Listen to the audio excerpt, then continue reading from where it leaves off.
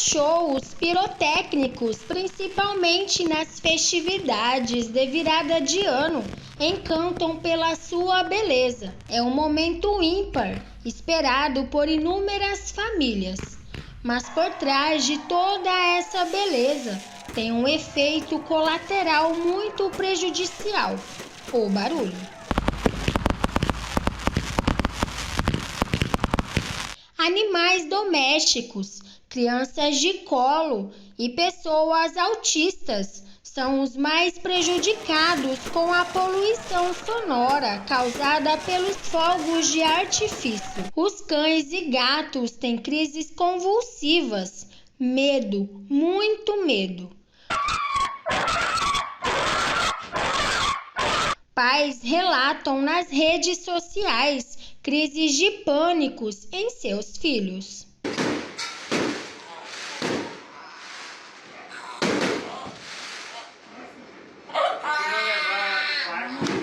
E para tentar acabar com este problema, foi protocolado nesta semana na Câmara de Alta Floresta um projeto de lei que proíbe a comercialização e o uso de fogos com efeito sonoro.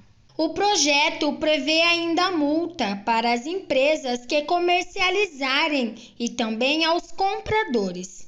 A ideia do projeto é fomentar o uso de fogos de artifício apenas com efeito luminoso, que não emitem ruídos sonoros.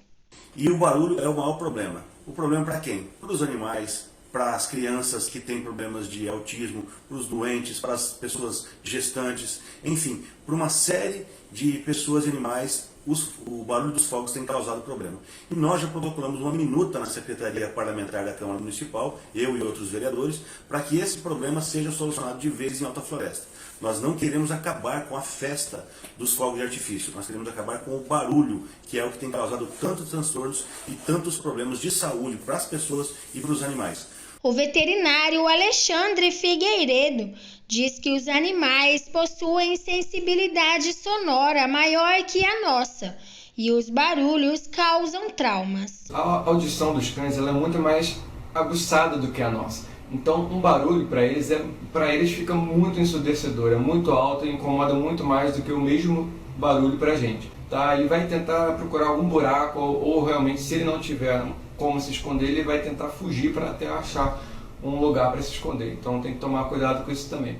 As pessoas que estão no aspecto autista também podem ter hipersensibilidade auditiva. Por isso, em noites de fogos, eles costumam entrar em crise de medo. O projeto segue em análise pelas comissões da Câmara de Alta Floresta.